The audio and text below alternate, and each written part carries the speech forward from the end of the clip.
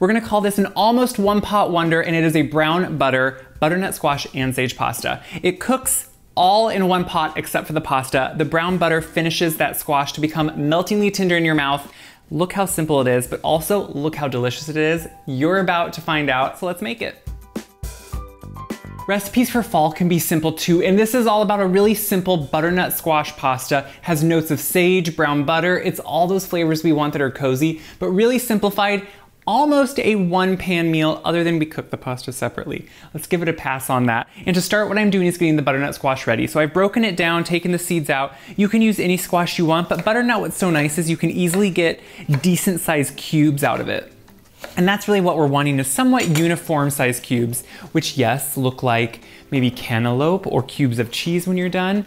But that's wonderful. So what I love about squash is it gets that sweetness. Oftentimes we roast it and you get that caramelization.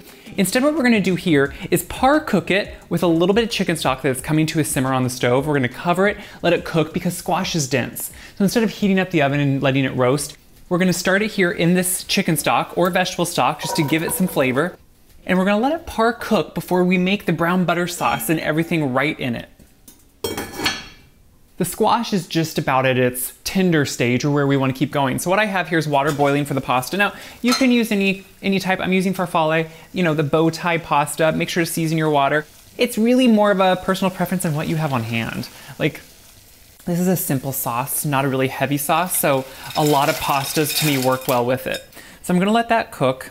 I'm gonna watch that, and while we're doing that, I wanna show you the squash. So that little bit of stock has been cooking it. If we pull this off, you can see most of the stock now is evaporated. So I'm gonna let that fully finish evaporating. And if you look, what we can do to check it, just take a piece out.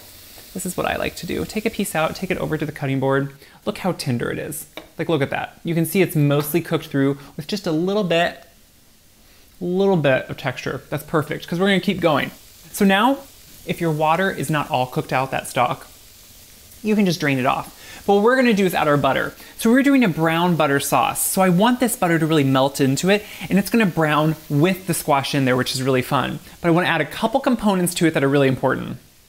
To the butter, I'm gonna have some nice thinly sliced garlic. And yes, it's a good amount because we wanna have a good amount of flavor in there. Now I'm using a small mandolin, or it's really like a little truffle shaver, which it has never seen a truffle, don't worry.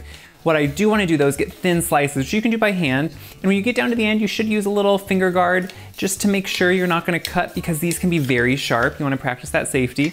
So get all the pieces off of there. And then I have some sage that's cut up. Now, sage, butter, especially brown butter, those all go together so well. So we're going to take everything. I want the sage to lightly fry in the butter with the garlic. So we're going to put it all right in here with all the components. We're going to let that butter melt out. Eventually, it's going to get that beautiful golden nutty brown, and it's going to be that brown butter we want. If you want to look at this squash, you can see that the butter has browned. See all around the edges?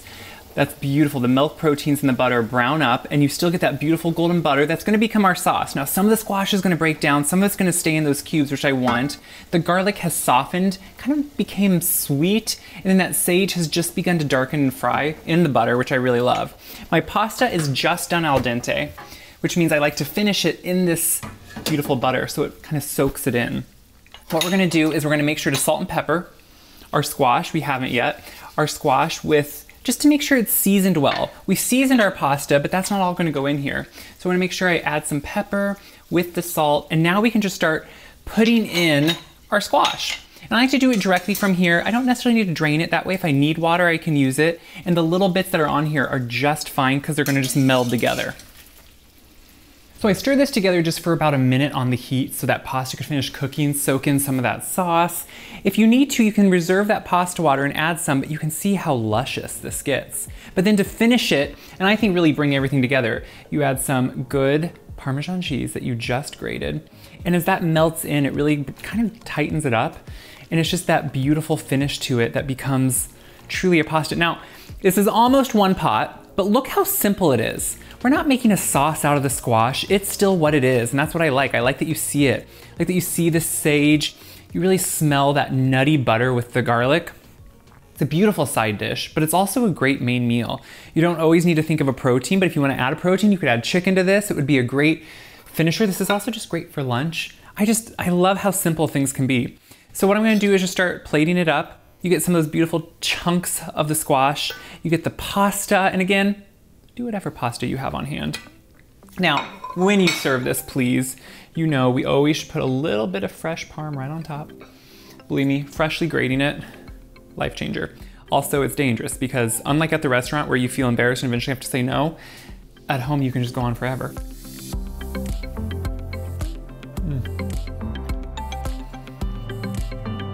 What I love is the squash has a soft melt in your mouth texture, but holds together. So unlike roasting it where it gets a crust, this has a great texture that goes really well with the pasta, that works perfectly with that brown butter sauce, which is almost like a golden butter. It doesn't get near as deep sometimes as when we do it alone, but it still gets that beautiful golden quality. That fresh sage really brings it together with that slight fried quality to it. It's a simple, delicious dish that to me is a great way to showcase one of my favorite things year round, but especially in fall, which is butternut squash. And you really want to enjoy it while you can get it, while it's maybe growing locally. Enjoy the squash, make things with it. This is a great one to make. I think your kids will love it, your friends, your family, and you will love it. So I hope you make it. I hope you share this video around. Check my website, wiseguy.com, for this full recipe. Until next time, make something good and eat it.